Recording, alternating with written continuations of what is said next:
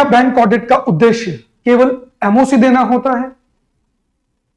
यह बात हम क्यों भूल गए कि audit is a moral check on all those person who are doing error और involve in fraud. Why we are not focusing on the fact कि ऑडिट होने से फ्यूचर में होने वाले लॉसेस कम हो जाते हैं जो डायरेक्टली कहीं दिखते नहीं है। पहले पब्लिक सेक्टर बैंक की almost her loans and advance की ऑडिट होती थी, लेकिन यह बात बोली गई कि ऑडिटर आता है और एमओसी नहीं देता, और ऐसा कहकर लोन्स एंड एडवांसेस की ऑडिट पहले 90% करी गई, फिर इसको रिड्यूस करके 80% किया गया, और फिर इसको रिड्यूस करके 70% कर दिया गया।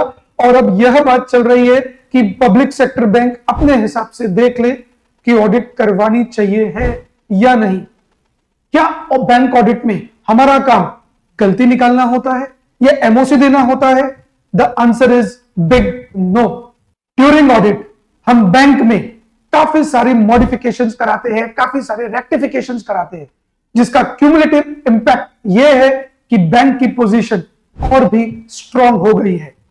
बट इन बातों को अथॉरिटीज के आगे सही से प्रेजेंट ही नहीं किया गया। यह बोला गया कि मेजॉरिटी ऑफ केसेस में ऑडिटर ने एमओसी ही नहीं दी।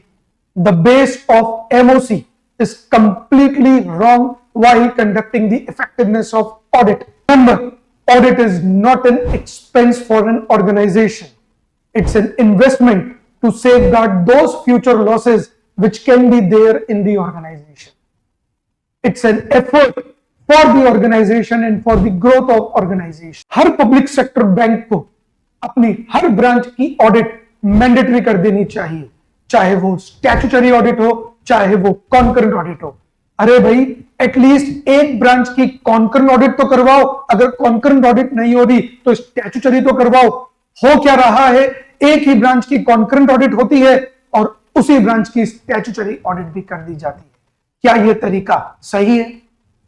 अगर आरबीआई को सही फैक्ट्स के साथ सही बैकअप दिखाकर इंस्टीट्यूट इस बात को रिप्रेजेंट करे तो यह मेरी गारंटी है कि आरबीआई भी यह ऑर्डर देने पे मजबूर हो जाएगी कि पब्लिक सेक्टर बैंक की हर एक लेवल पर जांच होनी चाहिए, उनकी ऑडिट होनी चाहिए। यही कहूंगा, चाहे इंटरनल ऑडिट हो चाहे एक्सटर्नल ऑडिट हो, एटलीस्ट कवरेज 100%